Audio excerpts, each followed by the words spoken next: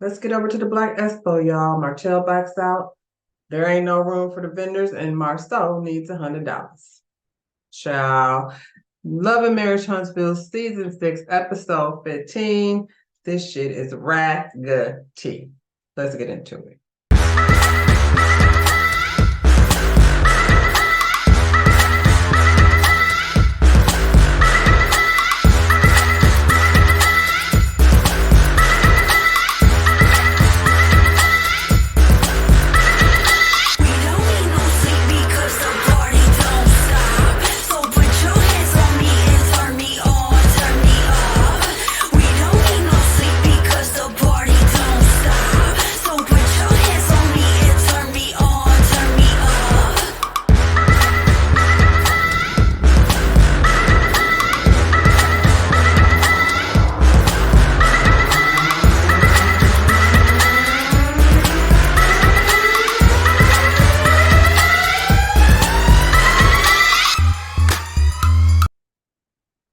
So we pick up where we left off with Marceau hounding this lady about a damn $100. He acting like a whole crackhead over here. I'm not sure what $100 is supposed to do, but he sounds ignorant as hell.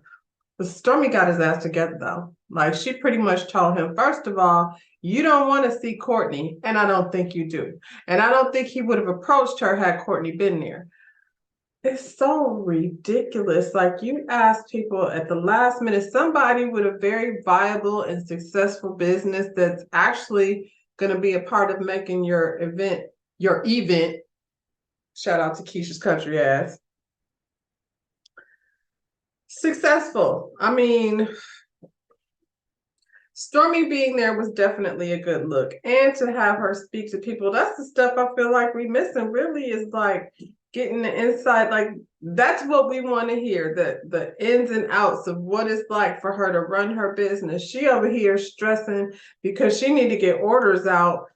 And she ran into a hiccup, and that's okay. I don't think it's realistic to have a business that's growing as fast as hers has grown, especially I'm sure after being on this platform. So a lot of people had heard of her product line before. I had not. So I'm sure being a part of this platform has exposed her to way more people, which I'm sure that was why she wanted to do it in the first place. But here this fool is over here, asking her for $100. And like she said, she's definitely adding value to this event. It's nice to see all the businesses come together, and you want to harass and be ridiculous. Like, what are you going to do with $100? My broke ass ain't going to be harassing nobody for $100, but Marceau and Tisha claim to be millionaires, so that should be nothing. At the end of the day, you should just be grateful that she stepped in where Mel decided not to fool with y'all's raggedy ass, and she knew exactly why why she don't want to deal with y'all. Y'all do stuff so half-assed, first of all, based on the way that you didn't give this lady the information that she needed. You over here with this woman still accepting vendors down to the night before. That makes no sense whatsoever. I feel like every event that I've ever been a part of or been to, there's always, or even like read up on, if there's an event like here, I'm guessing they still do it. The Southern Women's Conference, which is a big conference here. There's deadlines. You can't just like call them up the day before and be like, hey, I want to bring my bags of shit over here and put it on a table. Anyway, Stormy and Marceau go back and forth, and she's like, next time, don't ask me for shit. And I don't blame her. And Tisha's standing there shaking her head as if you knew that shit was raggedy because you didn't want him to do it in the first place. But Tisha got to stand by her man. It's a requirement. When she signed up to be a Scot, you signed up to be dumb, stupid, submissive, and I almost said the R word, but she returned. So come through, Stormy, in your little hot pink two-piece suit. Stormy looked really cute. She was matching her Canvas Beauty product labels. She's over in in her section. giving the people a little product knowledge, which that's always a good thing. A lot of times when you go into, well, I'm a hairstylist, so when I am recommending products to my clients, they know how to use it. They get a whole little education right there in the chair. But sometimes when you're in the store, like I bought one of Stormy's oils, the hair oil, and I like it. It wasn't for what I thought it was going to be for. I just wanted like some oil to add a little shine or what have you. And it's really more of a for scalp and growing your hair and things of that nature. So it's really nice to have an opportunity for Stormy to get to give some of her guests a little education on how to use the product. Because a lot of times if you get the product and you don't use it right, then you don't like it. And you probably don't like it because you're not using it the right way. So, what an amazing opportunity for people to get out and get firsthand knowledge on a product line that they've been hearing about and being interested in.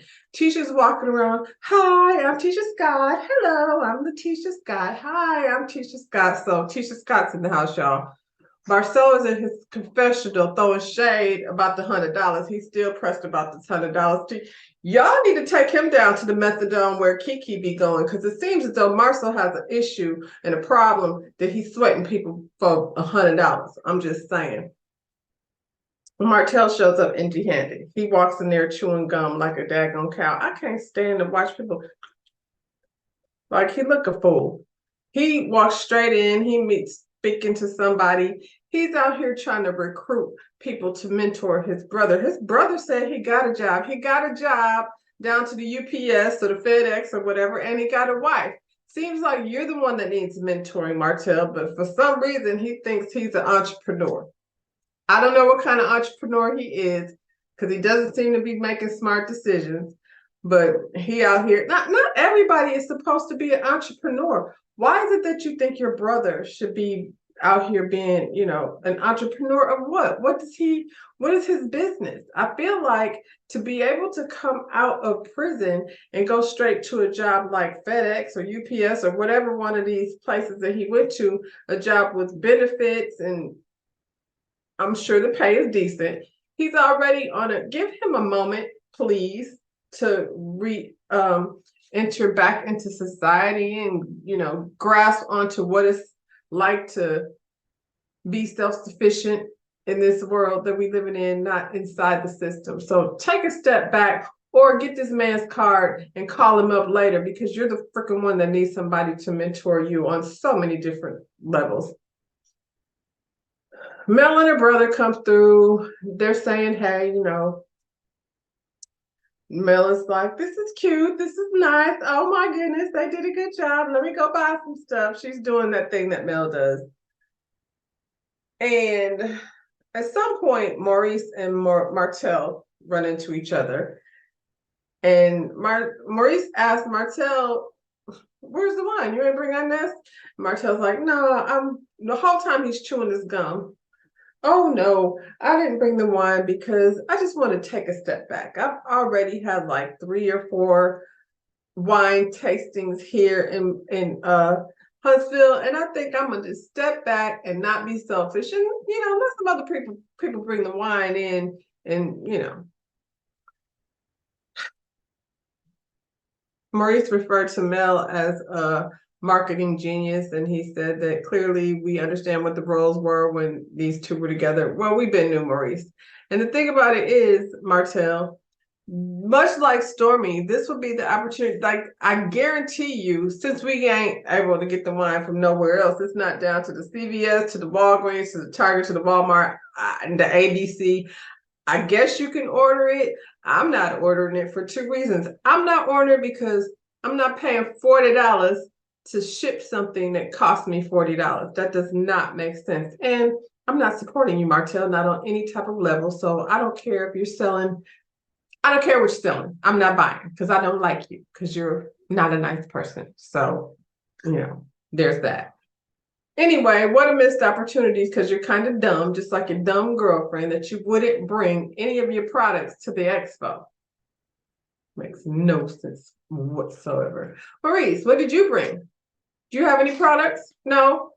You just, do you have a credit repair table? Are you going to just shake hands and talk about the energy of the comeback group that used to have pot, call kettle, kettle, meet pot? Just saying. I'm sure Kimmy has something to offer, and we know that Maurice likes to stand behind Kimmy and take credit for whatever it is she's got going on. So he won't really be able to make any type of impact on anything until Kimmy gets there because, well, that's how that goes. They see the Whitlows. Man, it's really weird, like how they have the Whitlows in the opening credits and then they're never there. So Tiffany says she didn't know nothing about this till 2 days ago. Now they talked to Tiffany and they flash back to them talking to her on the phone, and she's like 9 months pregnant. But she was like, is there anything I can do remote? And nah, just have your baby. Even if, I understand them not really trying to have any type of expectations from Tiffany. They keep saying that they don't know what she do. I don't know what she do. So Tiffany, I don't really feel so bad. But that being said, they know what Lou does, and Lou is supposed to be their friend. Y'all came at his wife and argued with him at his baby shower. Now you want to not include him? That's stupid. He has that batting cage thing that y'all are always at. This would have been a prime opportunity for him to come down. That's community all day long. Like for the kids to come through. I feel like Lou is a very much a community type dude. He's teaching the kids baseball, and they didn't have time for that because they just wasn't thinking. They were so focused on getting Mel to come through, and then when she didn't come through, they was focused on bringing somebody in to replace her. And since Stormy has this big business, they decided to get Stormy to come through, only to ask her for $100 after she got there. Tiff is feeling left out. She felt like she could have spoke. I guess she could have spoke, but Tiff, you're gonna have to be more clear on what you do. I don't know. Ain't nobody know what you do since you don't work down to the Chamber of Commerce no more. And she's very much, every time she explains it, I'm not understanding what she's talking about.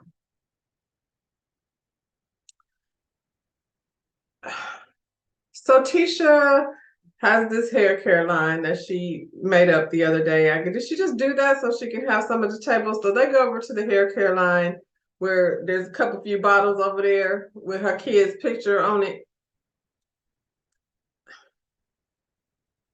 Tisha's not a hair person, so I don't care what she's doing with her hair care line. And you could slap a label on anything. I don't know what she's over there with, like Kenya did back in the day. Could be water for all we know, because we ain't never heard of it. Even Mel was like, I didn't even know she had a hair care line. Mel has a skincare line, and then she was gonna do the thing with the baby. We know Stormy has a hair care line, and she was gonna have a line like for the kids. Makes sense since you already have a line. Now at this point, they're just adding products on. Tisha just came from out of nowhere. I don't know, came from the photo shoot at the construction site and decided she wanted to now share shampoo. Because her mama was over here talking about how the kids' hair is, better than other children's hair. I don't want it. Just saying. And then packaging and all of it just looks so like she just did that photo shoot thing. These people are so fake and phony. Some lady came up and tried to sell Martell some natural birth control, and he said he needed her like a long time ago. Now, for who did he need the birth control for? Not his wife, because I'm pretty sure like he is always talking about how much he loves his children. So which one of the children was it that he wish he had some birth control to prevent from being here? The one that got here and pretty much sealed the deal on his marriage being destroyed? Because like most men, he's probably blaming this girl over here that he got pregnant on more than one occasion for the demise of his marriage instead of, I don't know, his part in the whole situation. I can't stand this nigga. He gives me straight up heartburn. So Marcus is Mel's brother. Him and Martell, hi, how you doing? They're giving each other pleasantries, and Marcus is like, so how is it going? And like after 3 years of divorce, it's going, he gonna stand up there and act like they wasn't just in court the other day. Mel hates you. That's how it's going. She hates you so much, she doesn't want any parts of this. She already told her brother on the way there, because her brother's like, so how are we supposed to act when we see this clown? She like, I just ignored him. I don't pay him no attention. And that's pretty much what she did because I didn't see her and Martell in the same space at any time. But her and the brother is sitting, Martell and the brother are sitting there having a quick little phony ass, fake ass conversation. I think Marcus just wanted to like needle him a little bit because I think he gets pleasure in, watching Martell stumble and bumble and be stupid. Martell said, I mean, we're getting better, and I hope, like, with your support, we know things can only get better. And Marcus is laughing like, support, fool. I was trying to support when she needed a babysitter, but you said you was not okay with husbands babysitting your children because, I don't know, you're homophobic as fuck. So that was a cute little conversation, I guess. So basically, everybody's kind of running to each other as they're moving around the Espo. Marceau sees Mel. They do their fake "Hey, how you doing?" thing that they do. He's like, "So, did you change your mind? Are you gonna speak?" She's like, no. I came through. Like I said, I was gonna come through." Kimmy comes there straight from radiation. She said that, it's exhausting for her. She's tired. But prior to that, Marie's sitting up there telling them, oh, no, it's nothing now. At this point, she's the last leg. She can just roll on through and come on through here. Not true. She said herself that she's tired. But once again, Maurice is, somehow not in tune to what his wife is going through and feels like she got it. She's good. Mel sees Martell's brother. They have a little moment. She talks about how, I mean, she's known them since she was 22 years old. So they, give each other a hug, and clearly you have an affinity for each other. She knows that he has been through it in terms of some of the trouble that he's been into. And, that's that. She's close to the family. She's been around forever.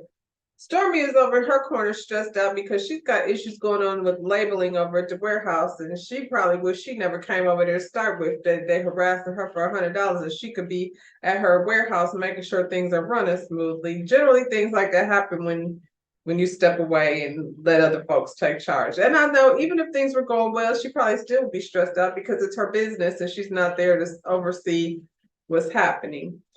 Tiff comes over, she fills Tiffany in on her little drama and was like, I'm over here worried about my own business and this clown trying to shake me down for $100. And Tiffany is like, I didn't even know about it till 2 days ago, really. And she's like, I mean, your booth is the best thing going over here. They should be glad, like we all think, like they should be glad you came. Kimmy and Mel run into each other again, the hey girl, glad to see you. And Kimmy said they got her booth all the way in the back. One of the core six and her booth is in the back in the corner. Well, Kimmy, just in case you didn't know, Tisha and them to overbook the venue. So they didn't have to squish tables in, sideways, round, upside down, trying to make sure all these folks that the lady kept taking up until this morning can fit in there, because Marceau apparently needs all the $100 that he needs, and unfortunately for him, Stormy didn't give him her $100, so that's got him kind of pissed off because he, like I said, needs $100 apparently. Maurice and the three M's, Maurice, Marceau, and Martell are sitting there having an ignorant man's chat. And somebody's like, where's your special guest? Did they really think Sheree was coming in there to make their event? Did they want to put her name on the flyer to try to use her name for more? Do she got to bring $100? I don't know. But she ain't coming. Martell says she in the California visiting her friend. She ain't even answering the phone back. But, she's his friend girl and they're cool. So nothing has changed. They're, friend girls and friend boys. So now it's time for the speakers to come out. So they're all lined up in the back so they can come out and speak to the guests. Martell looks out there and sees Melody sitting in the audience, and all of a sudden he's like, is that Mel? What's going on? Why is she at that? She's not coming up. If she's not coming, I'm not doing it. I'm not doing it. I don't want to speak. So now they're all standing there arguing in front of the screen. Why in the hell are they standing in front of the screen having a whole argument? He trying to back out of this situation, and the whole audience is looking at them go back and forth. The host is there. She starts introducing people. So does Marceau and Tisha come out? Tisha is the queen of the day. She comes out waving to her kingdom. Then, of course, Kimmy and Maurice come out next. And then here comes Stormy with her cocktail still in her hand. I guess Stormy is like, the hell? I need a drink because I'm stressed the fuck out and I'm sitting here with these fools. And introducing Martell Hope. Martell stood back there. He paused for a long time. I mean, he ain't got nothing to say, and he don't know how to speak to the public. And so without Mel, we know there's no real business happening. We don't have no wine. We don't have no soups. And now you don't even want to talk. So why is he even a part of the core six? I'm not sure. But did he bring $100? I don't know. Do he have $100? I don't know that either. So the panel portion of the Expo has started. Marcel, what did it start with? Martell jumps up, and I guess he's just gonna be like Sally Jesse Raphael, or he's standing out in the audience with the microphone. His job is not to actually say anything. He just wants to like hold the microphone while the people ask questions. So someone asked Marcel about venture capital. Marcel clearly knows nothing about venture capital. He answered and he stumbled and he said nothing and he did a whole lot of but he didn't say nothing. Even the man was like, don't worry about it, you close enough. Tiffany said, he don't know what he's talking about, but the pregnant lady over here know all about VC. So maybe if they would have asked her to be on the panel, then the people out in the audience would have got some of the answers that they were looking for. Maurice has failed at everything and he has bad credit. And he also, much like his brother, did a whole lot of talking but didn't say nothing. I don't know that he actually answered that lady's questions. I heard him say he had a 400 credit score and he failed at everything and he was doing things from his own personal experience, but I learned nothing from the things that came out of his mouth. Kimmy is intelligent, so not surprising that she has something intelligent to say. Tisha said, look here, we out here in this world, and if you see somebody that you think they got it going on, don't be afraid to ask for help. Girl, I like what you're doing. You got it going on. Tell me how you got there. Well, much like she did with Mel right before she became a big old fat hater. Like she did ask Mel for the blueprint, then Mel gave her the blueprint. Now she want to be acting like she don't need no blueprint, but clearly she did, because if she didn't need the blueprint and if she didn't need help, she wouldn't be over here at the Expo oversold and asking for $100. That wasn't her, that was her man. But y'all are one, and everything that he do is you, and everything you do is him. So maybe y'all should go together down to the Google and find out what is venture capital. So that way, when y'all business people have to answer business questions, you'll have a business answer. Thank goodness for Stormy. Stormy did what Stormy does and probably was, inspiring to the young women out there that are interested in growing in whatever their business is. Marcel wants to go on the road and collect $100 from everywhere because he thinks this was a successful event. I mean, it looked like a lot of people were there. I'm sure the vendors that brought their $100 and their products, it was probably a good turnout for them. I did see the Credit One table back there in the back. So sorry, Maurice, I saw your table in the back. So maybe the Credit One people can answer some of the questions about credit because you did not. Besides telling us that your credit ain't shit. Maybe they should ask Kimmy because the word on the street is allegedly that Kimmy is the one that got his credit together anyway. Did she pay his bills? Let me be your sugar mama. Not just side chick, your sugar mama. Kimmy, I'm not here for it. I really am disappointed that I'm feeling the way that I'm feeling about Kimmy, because she seems to be not just the protector of Maurice, but she's the protector of the whole Scott family. Maybe she should have been the one to go to get her law degree. Maybe then we could learn some law stuff, because I don't think Maurice knows it. So we at the house with Courtney and Stormy, and Courtney is obviously exhausted from getting the orders. Not only did he have to get the orders packaged and labeled, but he also had to deliver them. He had to drive them to wherever they needed to be driven to. But it's a success in the end, and that's always good to hear. I mean, when you have a business, you're gonna hit some hiccups and have some frustrations, but thankfully they were able to get it all handled. I'm here for keeping Stormy's products and the retailers. I think, you know, there's not a lot of us there, so I don't want her to be in no situation where they're going to pull her stuff out of the stores, because we're glad to see her there. She tells him, he asks her how's the expo, and she tells him how Marceau is a whole bitch out here asking for her for $100. And are you gonna go talk to him? Because he ain't had no business approaching her like that. And he didn't. And Courtney said he tired right now. Once he gets some rest, he gonna go see about what is Marceau over here talking about, confront his wife about $100. And he gonna be a bitch, because this is what they do. They approach the women with that nonsense. I want to see him step to Courtney that way.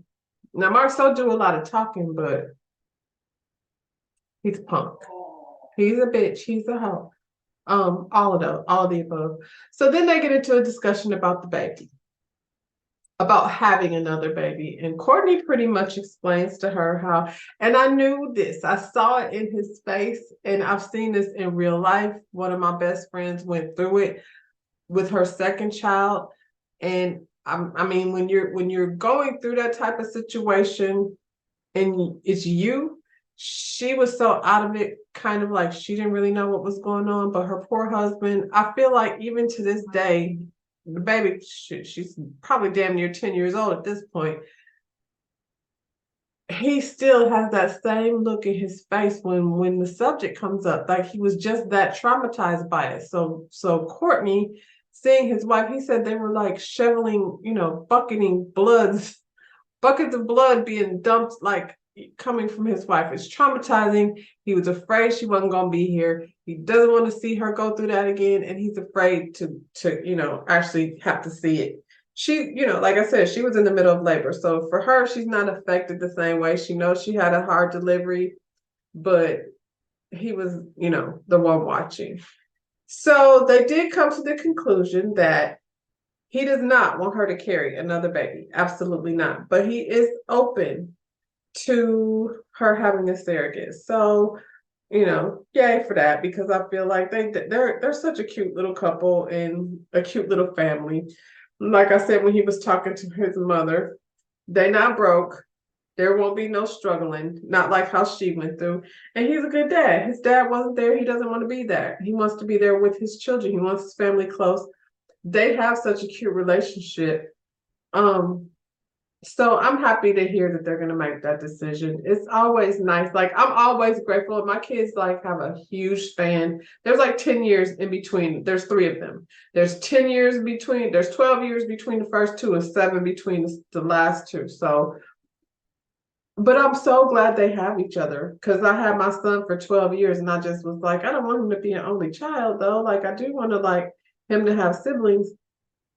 My siblings were way older than me. My siblings were 19 and 17 when I was born. And, you know, his mother says something about the siblings not being close, not necessarily true. You get close as you get older. My sister was like, you know, she was my idol, because I went everywhere with her and I looked up to her. So, and my brother too, like I worship my brother. It was like, you know, there's nothing like a big brother. He didn't even live, like he lived in California and we were in Michigan. So when he would come through, it was like the best time ever. And then, you know, later on, he ended up moving to Florida. So the age thing is a thing, but not really, because you end up being closer as you get older.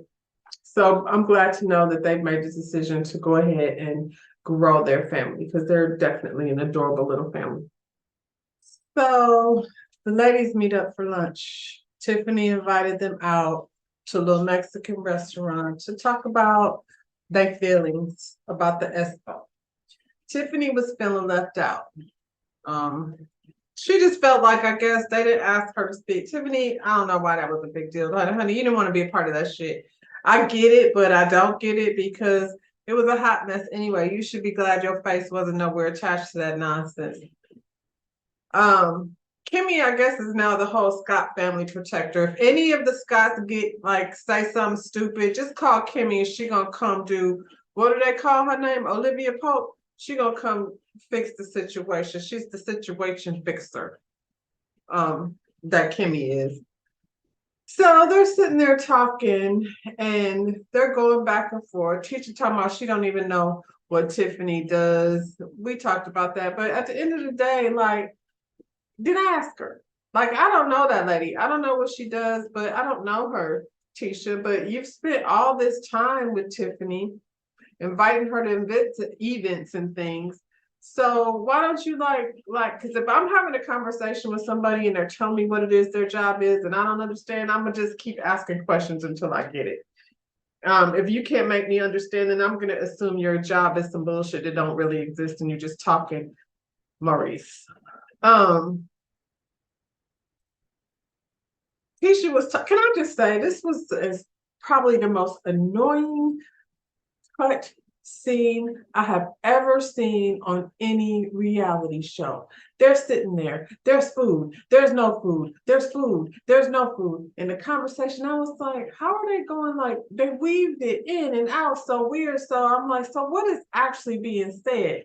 I know what was being said, but it was just like, why do they do it like that? I don't know. How come they just had to make the conversation in a way? Did they not watch it? Did they not go back in the editing room and be like, oh, we can't do that because there's a whole ass lobster taco sitting here. Now there's not. Now there's water. Now there's nachos. Now there's not. We eating. We ain't eating. It was very distracting. But at the end of the day, Tisha did not like how Stormy responded to her husband. And Stormy's like, bitch, you're not going to tell me how to respond to anything. And the thing is, yeah, your husband approached her and you weren't there. You thought it was bullshit in the first place when he said something because she told you to do it. And you was like, not doing it. And he said, well, who do I talk to? She like, whoever you want to. She didn't want to know parts of it.